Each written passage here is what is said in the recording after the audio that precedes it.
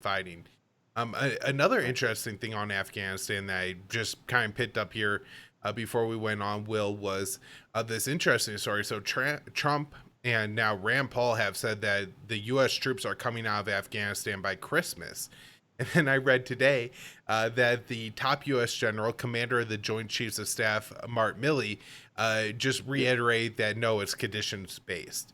And so this is one of those really curious things that you've had during the Trump administration, where it seems like uh, by the constitutional design, the civilian control of the military, meaning that what the president says, the military does. And if he says the troops are coming home, the military, you know, organizes and plans and brings the troops home. Says yes, sir. Yeah. Yeah, right. That is not what Mark Milley said. He said, you know, what if the conditions are right, we'll make it happen. So that was really disturbing to me. And then what even adds to it is that anytime, especially the mainstream media covers it, they kind of cover it the same way they did with James Mattis's resignation over a potential withdrawal from Syria and Afghanistan, which is, oh, well, thank God there's adults in the room to temper this insane president who wants to do all these reckless things. And boy, if it wasn't for, you know, people like Mark Milley and then, you know, the HR McMasters of the world to, you know, put out the statements and, you know, go on the cable news channels to make the case for staying, we may get this forever war really may be forever. I mean, you know, for me, it has seemed like forever since, you know, it started when I was like 10 years old and has gone on for, I just turned 30. So a long, long time. It seems like forever for me, but they're really trying to turn this thing into a forever war where they never leave, even if the president orders it. So I know we didn't really plan to talk about that one, Will, but I wasn't sure if you had any thoughts on you know, the top U.S. general just essentially ignoring the president. It's funny actually. I did plan on I had a little bit of that on the Milley interview at NPR. I just wanted to comment on that like it didn't seem like it didn't seem like Milley was suggesting that the whatever happened this weekend in Helmand, that it doesn't seem like he's saying that that's going to have any effect on the withdrawal. That was sort of like the take that I got from it.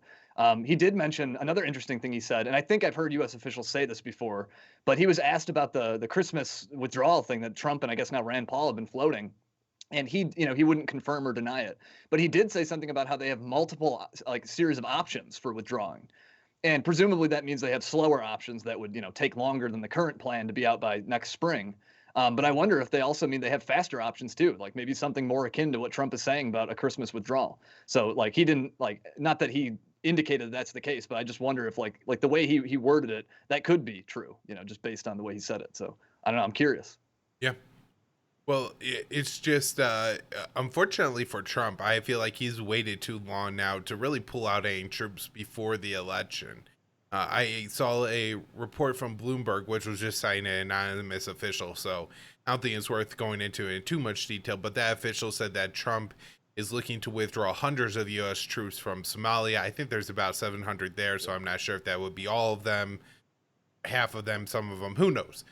But even if that story is true, I think again you have the problem with just Trump not having like the wherewithal to like really go, Mark Milley, this is what's happening. If it's not done by this date, you are no longer the commander of the Joint Chiefs, and I will find someone else to do it.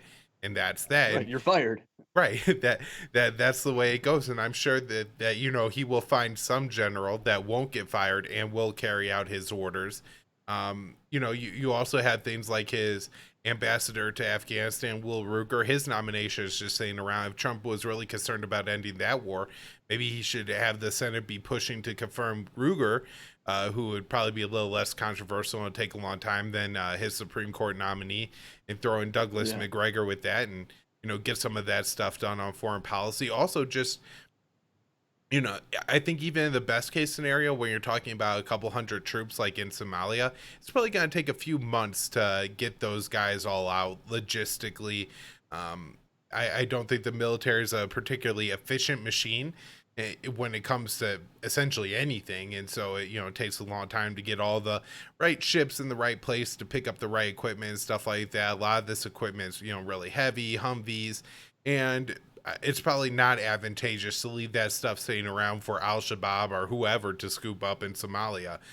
And so, Trump is now, having run on his "I'm going to end endless wars" campaign, seems to be scrambling to try to put something together, like either before or leading up to the election. And it just doesn't seem like, he has left himself enough time for it to happen or have any of the right personnel in place to make it happen.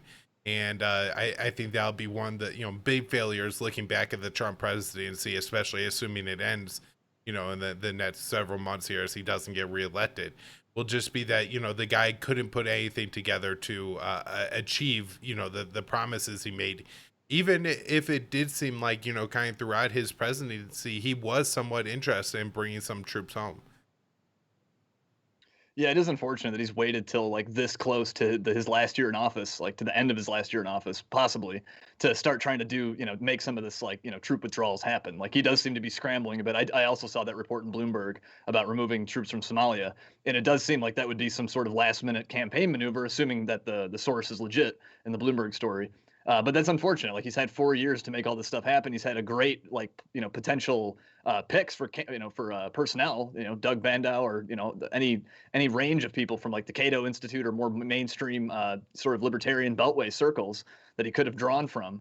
And now here he's at his potentially last year in office, and he's scrambling to make some of these things happen. It's like he had the time, but he didn't use it wisely. Well,